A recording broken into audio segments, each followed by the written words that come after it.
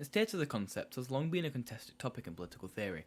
Many have argued that the state is inherently oppressive and serves the interests of the ruling class, while others contend that the state is necessary for maintaining social order and ensuring the protection of individuals' rights. However, when examining the state from a deeper philosophical perspective, it becomes all too clear that the state is not a concrete entity, but rather a social construct that has been created and maintained through various mechanisms of power. Marx believed that the state was an instrument of the ruling class, which maintained its power and privileges by repressing the working class. According to Marx, the state serves the interests of the bourgeoisie by upholding the existing social and economic order, which allows the ruling class to exploit the working class. He argued that the state existed to enforce the rule of the bourgeoisie, and that the only way to achieve true liberation was to abolish the state and establish a socialist society. Michel Foucault also argued that the state is a mechanism of power that operates through various techniques of surveillance and control. In his book Discipline and Punish, Foucault described how the state has developed various institutions such as prisons, schools and hospitals, which serve to discipline and regulate individuals. These institutions use surveillance and punishment to ensure that individuals conform to societal norms and behave in ways that are deemed acceptable by the ruling class. Slavoj Zizek takes a more psychoanalytic approach to the state, arguing that it serves as a symbolic father figure that individuals rely on for a sense of stability and security. In his book, The Sublime of Theology, Zizek argues that the state serves as a kind of imaginary mediator between individuals and the social order, which allows individuals to deny the reality of their own exploitation and oppression. Peter Kropotkin and Mikhail, Bakunin, on the other hand, argue that the state is inherently oppressive and that true liberation can only be achieved through the establishment of a stateless society. They believe that the state was an artificial construct that had been superimposed on society by the ruling class, and that it served to perpetuate the existing power structures. While these thinkers provide many invaluable insights into the true nature of the state, it is important to acknowledge the critiques of their ideas as well. Karl Schmitt, for instance, argued that the state is a necessary institution for maintaining social order and preventing chaos.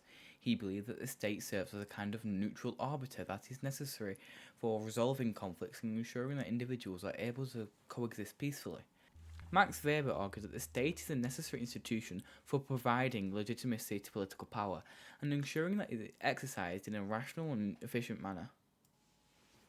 However, both Schmitt's and Weber's arguments are flawed.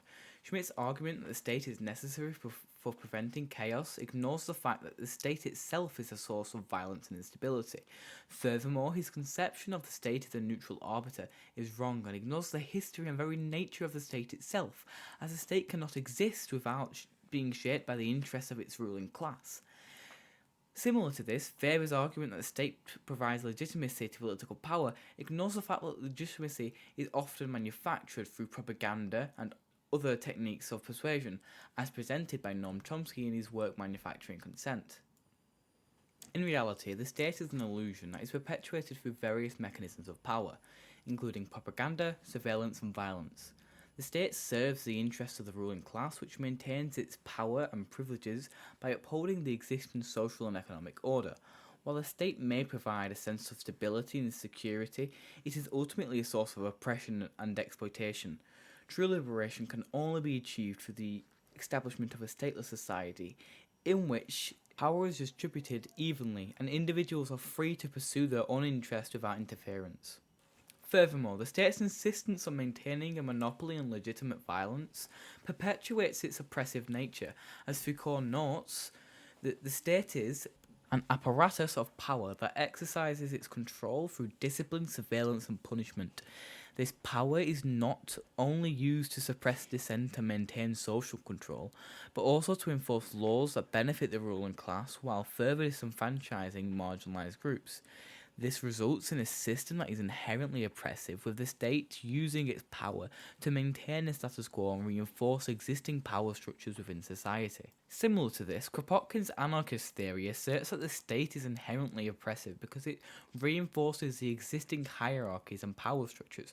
Kropotkin argues that the state's reliance on force and coercion to maintain power is an obstacle to true freedom and democracy. In his book Mutual Aid, Kropotkin argues that true freedom can only be achieved through cooperation and mutual aid, not through the use of force and violence. Bakunin's anarchist theory also opposed the state, arguing that it is oppressive and serves the interests of the ruling class. Bakunin believed that the state was a form of institutionalized violence that existed to protect the ruling class's interests. He argued that true freedom and equality could only be achieved through the abolition of the state and the establishment of a society based on mutual aid and cooperation. In contrast, Carl Schmitt's theory of the state emphasizes the importance of the state's role in maintaining order and stability. Schmitt argued that the state is essential for maintaining a stable and orderly society, and that the state's power to make decisions and exercise control is necessary for ensuring the common good.